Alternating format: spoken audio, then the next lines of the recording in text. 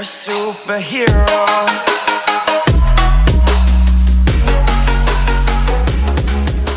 Hello mga kamanhwa, busy Monday po sa inyong lahat. Ito na po pala ang Chapter 92 ng Chronicles of the Demon Faction. Ito na muna ang i-recap ko habang naghahanap pa tayo ng ibang i-recap. Kung napanood nyo na ito sa ibang channel ay okay lang po. At sa mga hindi pa nakakaalam, ang mga recap natin kagaya ng Spear Knight, X at Ash at Legend of the Northern Blade ay nasa second channel po natin na ang pangalan ay Paps Info Hub. Bisitahin nyo lang po at magtungo sa playlist tab natin at mahahanap po ninyo doon. Tungkol naman po sa kwento ni Joe Fan, Lushing at iba pang nire-recap ni Tatak Noipi, ay doon na po sa channel niya ipagpapatuloy dahil nagbalik na po ang kanyang channel. Pero sana ay huwag sana kayong mawala sa channel kung ito, at patuloy nyo po pa rin akong suportahan. Maraming salamat po at God bless. Simulan na natin ang kwento. Sabi ng First Prince, narinig daw niyang nakabalik na si Rayang mula sa Yunnan at nais daw niya sanang makasama ito sandali para makapagtsaa. Tumugon naman si Rayang at sinabi na ayos lang naman daw yun. Pero nagtataka siya kung bakit bigla na lang itong nagyaya. Tumugon naman ang First Prince at sinabi na kay Rayang na alam daw niyang biglaan ito para kay Rayang. Ngunit matagal na daw talagang niyang gustong makipag-usap kay Rayang simula noong makita niya ito pagkatapos ng kanyang pagsasanay ng mag-isa. Pumayag naman si Rayang pero nais niya ng isang pabor bilang kapalit.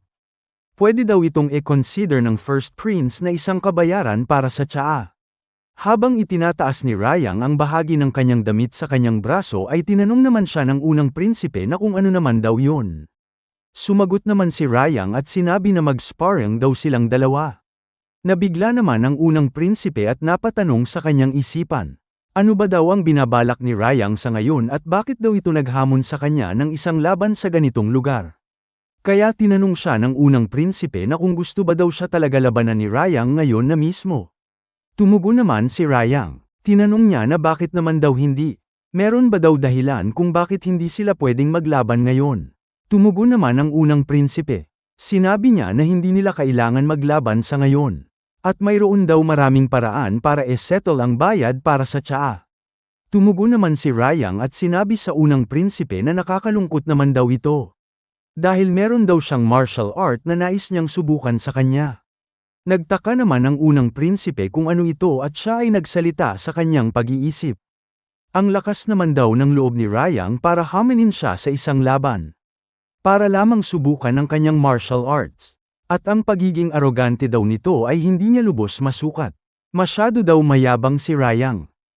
Tumugon naman ang unang prinsipe at ipinaalam niya kay Rayang na hiniling daw niya sa head ng The Hall of Joy na i-vacate ang Jamiru Tavern. At malamang daw sa ngayon ay wala ng tao doon. Nagulat naman si Rayang sa ginawa ng unang prinsipe. Dahil talaga daw inireserba niya ang buong tavern para lamang makapagtsaa silang dalawa. At sa likod ng kanyang isipan, sinabi niya na mukha daw may pinaplanong gawin ang unang prinsipe. Tinanong naman siya ng unang prinsipe kung may problema ba daw sa ginawa niya. Sumagot naman si Rayang na wala naman daw. At dahil inireserba na ng head of the Hall of Joy ang tavern ay wala na daw siyang may magagawa pa. Kung kaya umalis na daw sila at magtungo doon.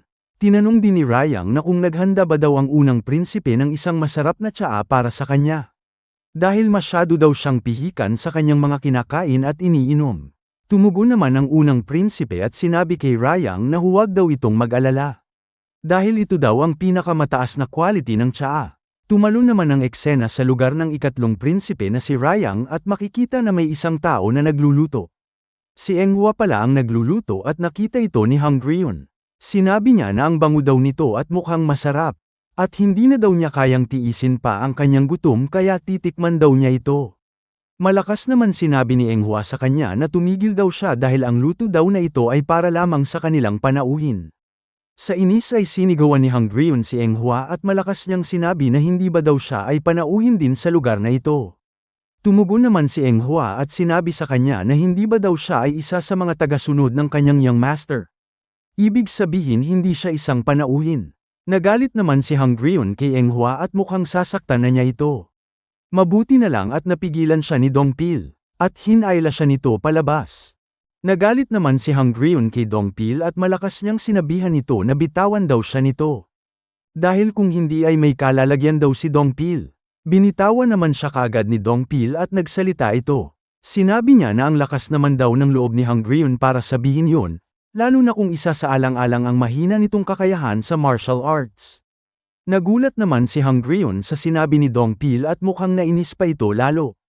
Wika pa niya, tingnan mo nga naman kung sino ang nagsasalita na parang sinasabi niya na mahina din si Dongpil pagdating sa martial arts.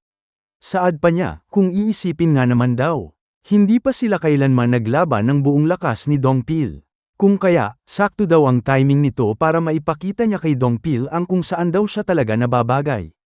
Nagsalita naman si Dongpil. Sinabi niya na kung ganun daw ang gustong mangyari ni Hungryun, ay welcome daw siyang subukan siya kahit na anumang oras.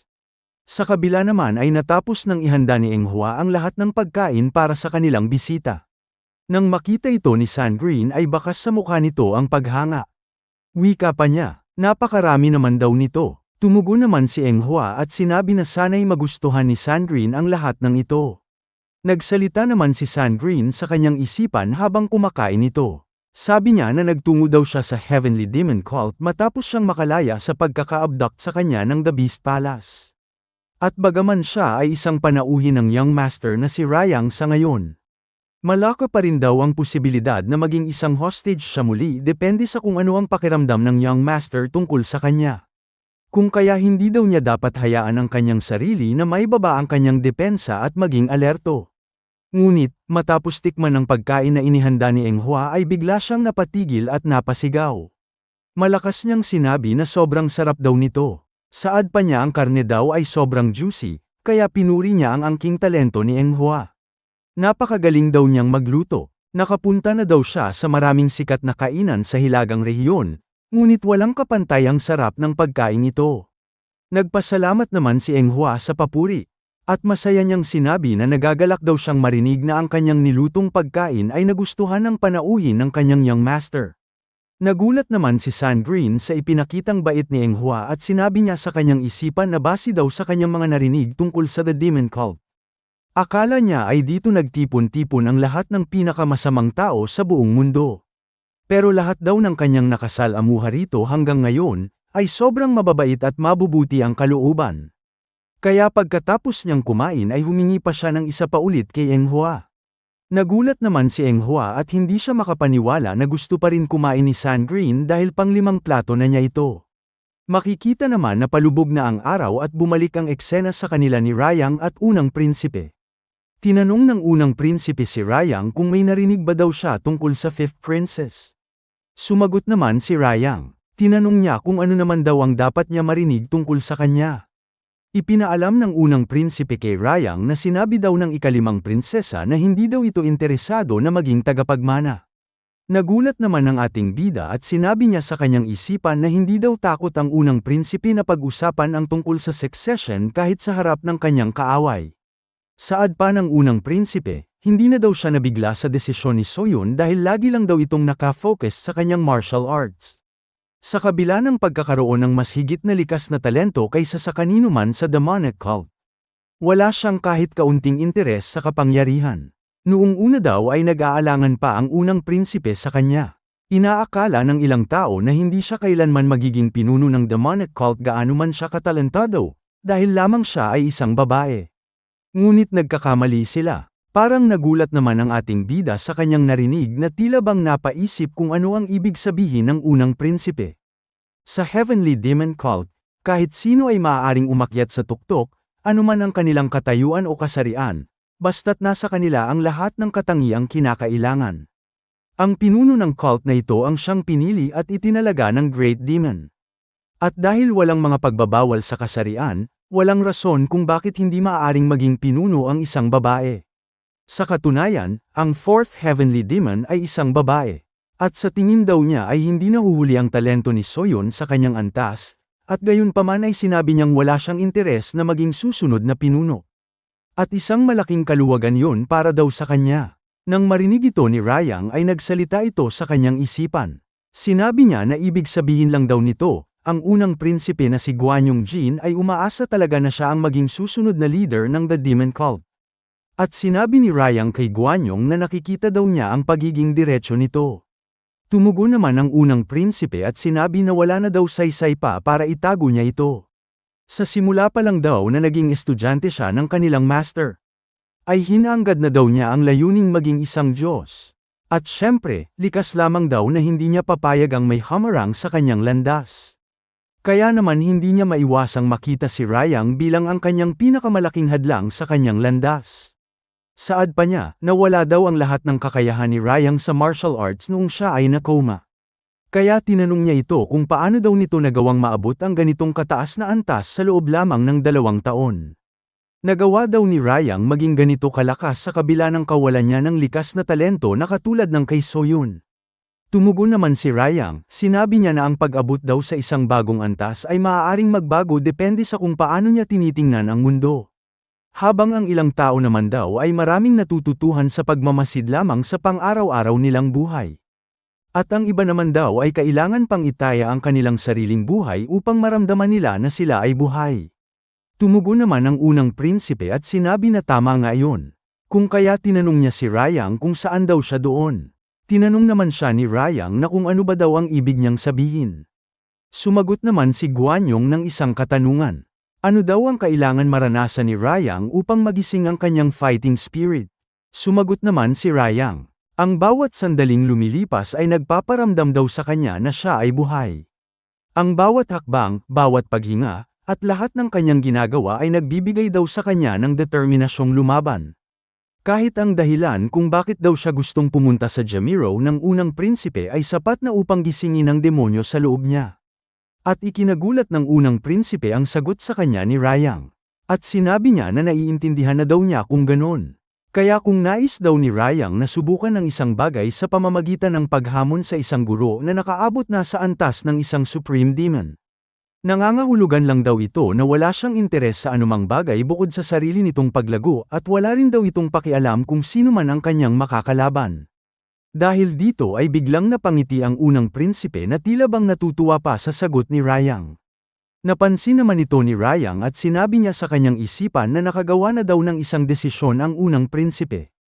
At iyon daw ay para patayin siya. Saad pa ni Rayang, sa totoo lang daw ay ninanais niyang makita kung ano ang naghihintay sa kanya sa Jamiro. Iniisip niya kung anong mga paghahanda ang ginawa ng unang prinsipe para iparaanas sa kanya ang impyerno, ngunit dahil may sarili nga daw siyang mga tagasunod na dapat isaalang-alang, kailangan daw niya munang maging maingat sa mga panganib na kanyang susuungin. Dagdag pa ni Rayang, kung kasama daw lang niya si Dongpil, baka masaya pa siyang sumama sa kanya, ngunit tila abalang-abala siya sa kasalukuyan. Kaya naman nag-imbita daw siya ng isang kaibigan. At sana ay hindi ito ikasasama ng loob ng unang prinsipe. Tinanong naman siya ng unang prinsipe kung sino naman daw ang taong ito. At biglang may dumating na isang tao mula sa kanyang likuran. Saad pa ni Rayang, hindi daw siya sigurado kung umabot ang kanyang mensahe dahil sa layo ng distansya, pero mabuti naman daw at umabot ito sa kanya. At sa paglingon ni Guanyong ay laking gulat niyang makita ang isang pamilyar na mukha. Ang head of the Hall of Justice. Tinanong ni Rayang ang unang prinsipe na hindi ba daw ay magkakilala silang dalawa.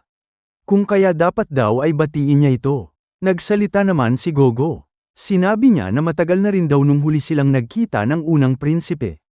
Tumugon naman ang unang prinsipe. Sinabi niya na isang kabigoan daw na makita ang mabilis nitong pagtugon sa patawag sa kanya ng ikatlong prinsipe, kung isa sa alang-alang daw ang kanyang posisyon bilang pinuno ng Hall of Justice, na dapat ay isa sa pinaka-neutral at patas na organisasyon kasama ang Hall of Joy.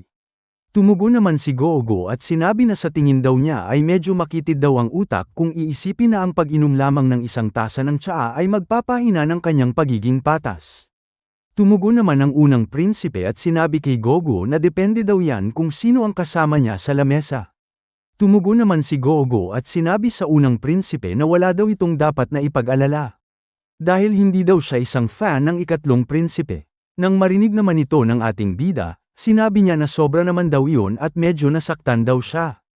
Ngunit, mukhang hindi naman naniniwala sa kanya ang unang prinsipe at patanong na sinabi kay Gogo na kung hindi daw siya isang fan ng ikatlong prinsipe, ang layo naman daw ng nilakad nito para lamang personal na makapunta sa lugar na ito. Tumugon naman si Gogo. Hindi daw tama para sa isang leader na hayaang maapektuhan ng personal niyang emosyon o kagustuhan ang tungkulin niya. May napansin naman si Rayang sa kanilang pag-uusap na dalawa. Sabi niya sa kanyang isipan na nararamdaman daw niya ang tensyon sa kanilang mga palitan ng salita. At mukhang may nakaraan sa pagitan nila na hindi daw niya alam. Hindi daw niya batid kung ano ang nangyari sa kanila noon, ngunit nakikita niya na isang magandang desisyon ang ipatawag ang pinuno ng buong Hall of Justice. Sinabihan naman siya ng unang prinsipe na hindi daw niya naisip na ipapatawag daw ni Rayang ang head ng Hall of Justice dito. Kaya pinuri niya ang pagiging matalas na pag-iisip ni Rayang. Tumugon naman si Rayang at sinabi sa kanya na may mga pagkakataon lang daw talaga na tumatama siya. Dahil dito ay bakas sa mukha ng unang prinsipe ang inis at galit sa ginawa ni Rayang. Kung kaya napagpasyahan niya na lang na magtsaan na lang daw sila sa susunod na araw. Tumugon naman si Rayang na iimbitahan na lang daw niya siya. Nang makaalis na ang unang prinsipe, binalaan naman siya ni Gogo na mag-ingat sa kanya. Marahil nga na ang unang prinsipe ay isang dragon. Pero siya ay isang demonyong dragon. Wala siyang katulad sa loob ng demon cult, ngunit wala siyang uurungan kapag usapin na ang pag-abot sa kanyang mga layunin. Tumugon naman si Rayang at sinabi na dyan daw sila nagkakapareho ng unang prinsipe. Sinabi naman ni Gogo na tama nga naman daw ang sinabi ni Rayang na magkatulad nga sila sa aspetong yun. Ngunit pagdating sa lubos na kawalan ng awa, hinding-hindi daw niya mapapantayan ang unang prinsipe. Nagulat naman ang ating bida at tinanong niya na paano naman daw ito nasabi ni Gogo. Sumagot naman si Gogo na bakas ang takot sa mukha. Dahil isa daw siyang tunay na demonyo na walang pakialam sa tama o mali. At makikita ang isang taong nakangiti na parang may masamang balak at ito nagsalita. Patanong niyang sinabi na sinasabi ba daw ni Rayang na meron siyang mga tagasunod na inaalala. At ipakikita daw niya sa kanya kung bakit hindi siya dapat magsalita ng ganyan sa harap ng kanyang senior. At makikita ang ilang mga mandirigma na nakatungtong sa isang gusali na may mga pulang mata at kasama ang unang prinsipe na si Guanyong. Ipinakita na ng unang prinsipe ang kanyang tunay na kulay. At mukhang tama nga si Gogo tungkol sa kanya. At dito na natatapos ang chapter na ito. Salamat.